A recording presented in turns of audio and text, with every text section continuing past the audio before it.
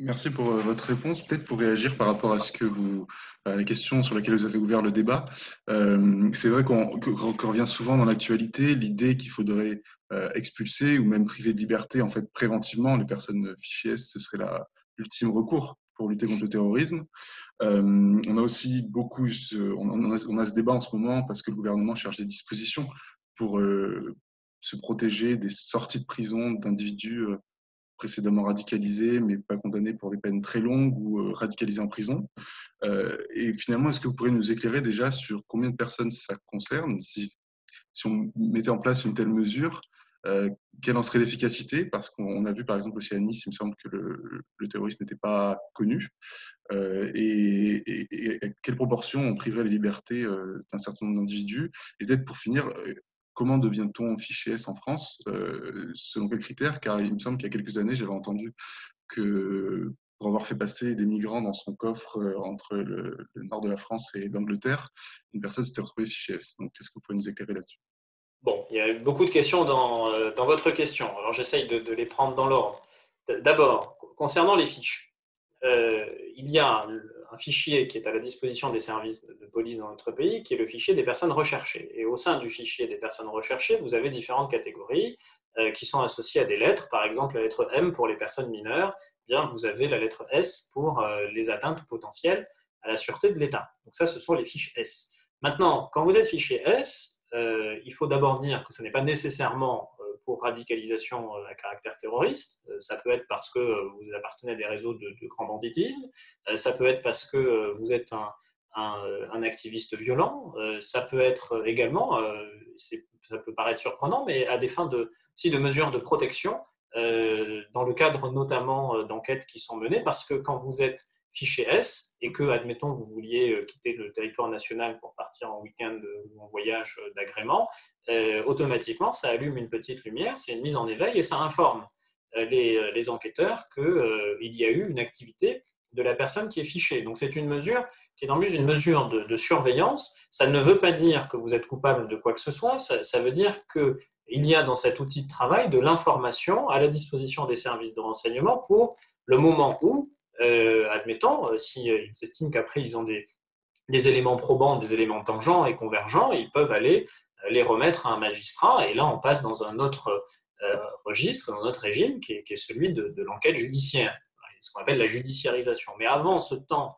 qui est le temps de judiciarisation, ça veut dire concrètement qu'il n'y a pas d'éléments qui constituent le moindre début de culpabilité de quoi que ce soit. Donc, là, il faut être extrêmement clair là-dessus. Voilà pour le fichier des personnes recherchées, cette catégorie S. Maintenant, il y a un autre fichier, qui est le FSPRT, donc le fichier des signalements pour la prévention de la radicalisation à caractère terroriste. Celui-ci, il est mis en place d'ailleurs au moment où Bernard Cazeneuve est ministre de l'Intérieur et ne concerne que et seulement les personnes qui sont des personnes que l'on suspecte de radicalisation ou de prêter assistance à des personnes radicalisées ou d'être en lien à des degrés divers avec des personnes radicalisées, sans qu'encore une fois cela fasse de vous un coupable de quoi que ce soit. Vous n'avez pour l'heure pas nécessairement commis d'infraction pénale, même très rarement. Donc le sujet, c'est encore une fois, c'est un sujet de mise en éveil. Combien de personnes? 22 000. Comment y rentre-t-on? Bien, par le travail des services de renseignement, mais aussi par les signalements. Quand il y a des signalements, et que des signalements, par exemple, de l'entourage, qui dirait, mais mon frère, mon fils a changé de comportement, il a changé d'attitude, c'est très étrange, il s'est replié sur lui-même, il est devenu beaucoup plus religieux, enfin, ce genre de choses, ce genre de comportement qui dénote une rupture avec notamment un système de valeurs, avec une vie sociale antérieure et plus ouverte. Bien, ces signalements-là, quand ils parviennent au préfet dans les départements, parce que ces signalements peuvent venir de la famille, mais ils peuvent venir des acteurs sociaux, ils peuvent venir des services de l'éducation nationale, ils peuvent venir des associations. Bien, ce signalement, il peut ensuite être confié à des services spécialisés comme l'unité de coordination de la lutte antiterroriste. Et puis arrive le moment où on considère que oui, ces signalements sont inquiétants et qu'il faut suivre la personne. Et à ce moment-là, on l'inscrit au FSPRT, au fichier des signalements pour la prévention de la radicalisation à caractère terroriste. Donc on peut entrer dans ce fichier, on peut aussi en sortir, parce qu'à un moment donné, un service de renseignement considérait que il n'y a plus vraiment de raison que vous soyez une fiche au sein de ce fichier. D'ailleurs, j'ajoute, puisque vous m'interrogez sur les chiffres, que sur ces 22 000, il y a 8 000 fiches actives. Donc, ce qui veut dire que si vous livrez au calcul, il y a 14 000 fiches qui ne sont pas dites actives. Donc, une fiche active, c'est quelqu'un qui est suivi plus activement par un service de renseignement parce qu'on considère que ces agissements nécessitent un suivi plus fin. Et concernant les étrangers, puisque vous me posiez la question sur les étrangers, il y a sur 22 000 un petit peu plus de 4 000 étrangers. Et sur ces 4 000 étrangers, il y en a précisément 851 qui sont en situation irrégulière sur notre territoire. Si vous voulez aller encore dans le détail des chiffres, sur ces 851, il y en a 661 qui ont d'ores et déjà fait l'objet de mesures d'éloignement.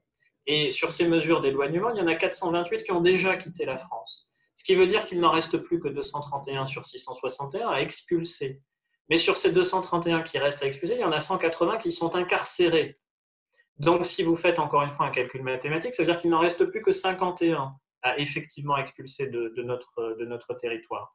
Mais encore faut-il que tous soient expulsables, parce qu'on se moque du ministre de l'Intérieur en disant « mais il nous parle que de 51 étrangers à expulser ». Ben oui, je viens de vous faire la démonstration, 51 sur 851, et je viens de vous expliquer pourquoi sur ces 851, ça ne concerne finalement que 51.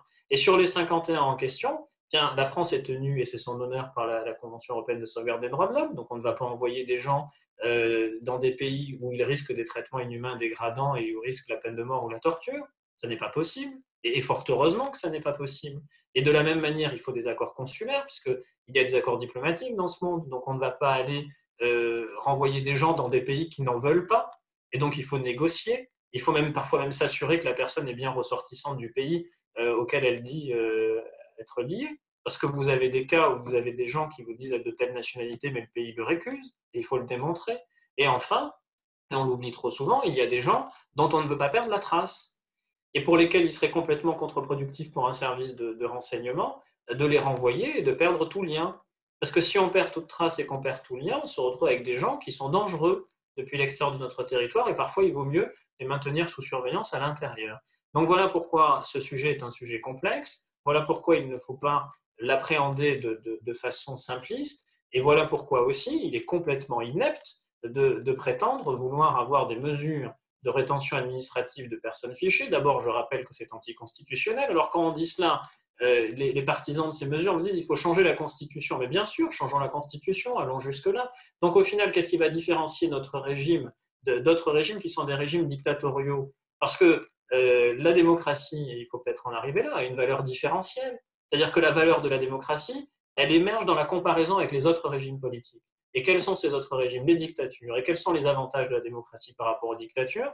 Le fait que dans notre pays, on est condamné, dans le cadre d'un procès pénal sur la base de preuves, qu'on peut discuter des preuves, qu'on peut discuter des moyens d'acquisition. Ça marchait bien, maintenant j'ai plus de... Contradictoire. Il y a quelqu'un qui a laissé son micro ouvert, donc je disais dans le cadre du principe du contradictoire, et dans le cadre du principe du droit au procès équitable, et enfin avec des droits de la défense qui sont garantis. C'est tout cela, la démocratie. Donc si maintenant on vous enlève cela, moi je pose une question très simple, c'est qu'est-ce qu'il reste pour nous distinguer des dictatures?